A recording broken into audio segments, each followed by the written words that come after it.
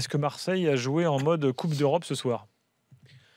Ah, je pensais pas, c'est marrant, je m'attendais pas du tout à ce que tu poses ça comme première question. Je pensais que tu allais être un petit peu Parce que plus. moi, je sors de ce match énervé, en fait. Je pensais que tu allais être un peu plus tradit en disant est-ce que c'est encore jouable? Et je m'apprêtais à te dire si ça l'est pas à 1-0, oui, et peut-être en enchaînant et en donnant une réponse finalement à ta question, surtout que j'espère qu'ils vont mieux jouer dans une semaine, ou en tout cas qu'ils vont peut-être.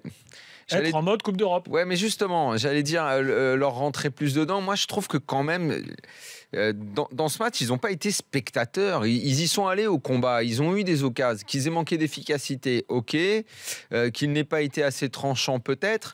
Mais mode Coupe d'Europe, qu'est-ce que tu veux dire par là, en fait? Le match était de toute façon assez terne dans l'ensemble. On n'a pas passé une grande soirée européenne, on va pas se le cacher, il faut pas se mentir. Non, c'est sûr, quand tu sors des soirées d'hier et d'avant-hier. Mais en fait, là, ils ont connu il y a une différence. Ils ont eu des trous peut-être à certains moments dans le match. Il y a certains joueurs qui sont un peu passés au travers, mais globalement, je les ai trouvés mauvais, toi, les Marseillais? Non, mais en fait, il manquait ce petit truc qui fait les matchs de Coupe d'Europe, cette espèce d'envie en plus. Ils le gardent pour le retour. Cette espèce de coup de rein en plus. Ce truc. Moi, je suis désolé, ça va. Alors, on va peut-être me hurler dessus en disant que je suis le dernier mec le moins fair-play de la Terre, mais quand Payet, il est seul sur le côté, Payet, et qui sort le ballon parce qu'un mec est blessé dans le centre du terrain, t'es en quart de finale de Coupe d'Europe, mec, continue ton action. Enfin, je veux dire. En fait, ouais, mais bon, ça, de toute façon, tu le vois partout, ce truc maintenant. Donc bon. Cette attitude-là, parce que cet état d'esprit-là, parce que Marseille a perdu. Maintenant, Marseille, ils ont fait leur match, ils se sont créés des bons nombres d'occasions. Moi, je ne les trouve pas mauvais, je les trouve même à leur niveau. Une dizaine d'occasions. Non, mais étant donné les absences déjà qu'ils ont, le fait que Luis Gustavo soit obligé de reculer, que donc il manque au milieu, parce que là, vraiment, on a senti qu'il y avait le manque au milieu. Ah oui. Écoute, moi, je ne peux pas dire que l'OM a raté son match ou n'a pas été bon. Après, tu vas me dire, ouais, mais à ma vie, oui, d'accord. Ouais, mais Payet, c'est pas non plus.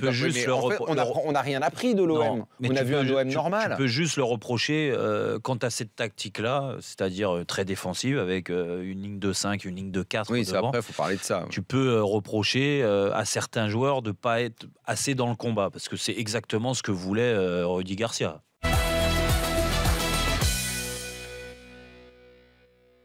Mitroglou tout seul devant, le problème c'est que aujourd'hui, si tu vas lui expliquer à Mitroglou, Germain on le met pas parce qu'il faut le faire souffler, il est dans une forme très moyenne, donc on l'écarte. On va mettre NG parce qu'on va jouer bas et on va jouer en contre. Mitroglou il joue quand? Donc ça veut dire qu'il passe de numéro 2 à numéro 3 et que Mitroglou en fait il se satisfait de toute façon, ils ont pas si vraiment, pour répondre à comment il s'appelait l'auditeur, on me signale Pierre. Que Lyon était sur Fosberg en 2016. Pierre. Que l'OM va jouer bas et va contrer. Dans ce cas-là, tu mets ni Germain, c'était Guillaume. Tu mets ni Germain ni Mitroglou, tu mets Clinton NG.